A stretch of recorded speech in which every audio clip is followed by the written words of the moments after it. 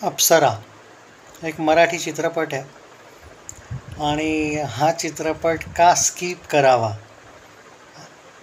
याविषयी आपण आज बोलणार आहोत. हा रिव्ह्यू असून पण बेटर आहे की तुम्ही या चित्रपटापासून दूर राहावं हीच माझी कळकळीची विनंती आहे. कारण एक लव्ह स्टोरी असून पण एक असे डायलॉग डिलेवरी आणि ज्या पद्धतीने या ॲक्ट्रेसची लँग्वेज आहे, जे डायलॉग आहे, जी बॉन्डिंग आहे, की म्हणजे आपण विचार म्हणतो ना, की मी तर पुनर्विचार करतोय की का म्हणजे मी हा चित्रपट बघितला. I don't have any words आणि क्लू पण नाही माझ्याकडे की का. माहिती होतं की ट्रेलर वाह्यात आहे, पण तरी पण अशी कोणती बुद्धी झाली मला की मी म्हणजे हा चित्रपट बघितला. मी एवढंच म्हणू शकतो. कारण हे एक लव्ह स्टोरीमध्ये काय पाहिजे, एक ठीकठाक स्टोरी तर मान्य आहे.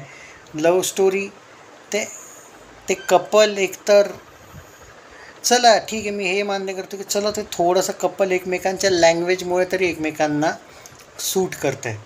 पण काय ते रायटिंग म्हणजे काय ते डायलॉग लिहिले आहेत, त्यांची जी बॉन्डिंग आहे आपापसातली, ती पण इतकी हॉरिबल आहे की आज मला अर्जुन कपूरविषयी पण एक तऱ्हेने त्याच्याविषयी पण मला आज आदर वाटायला लागला आहे की हो, तोही एक बरा हिरो आहे. नाही यार, मी मजा नाही करत आहे. ऑन सिरियस नोट, तुम्ही असे चित्रपट एक तर म्हणजे काय आहे ना, की मराठी चित्रपट खूप सुंदर असतात बाय द वे, पण असे काही चित्रपट पण असतात जे मध्ये मध्ये येतात, जे चालत तर नाहीच थिएटरमध्ये, पण त्याच्यामुळे ना फुकटमध्ये एक तर आहे ना एक निगेटिव्हिटी फैलून जाते.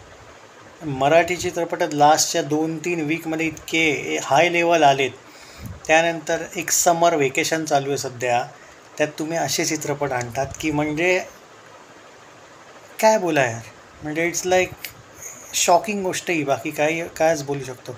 आणि असंही नाही की यार मी मुद्दाम क्रिटिसाइज करतो आहे.